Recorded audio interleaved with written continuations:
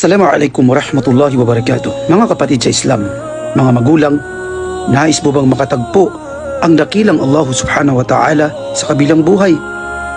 Ating tunghayan ang sinabi ng Allah subhanahu wa ta'ala sa marangal na Quran na kanyang sinabi, فَمَنْ كَانَ يَرْجُو لِقَاءَ رَبِّهِ فَلْيَعْمَلْ عَمَلًا صَالِحًا وَلَا يُشْرِكْ بِعِبَادَةِ رَبِّهِ أَحَدًا. Subhanallah, napakagandang salaysay ito ng Allah subhanahu wa ta'ala para sa atin. Nasabi niya, sino man ang nais niyang makatagpo ang kanyang Panginoon ay hayaan siyang gumawa ng mga matutuwid at huwag na huwag siyang magtambal ng niisa sa kanyang Panginoon. Allahu Akbar.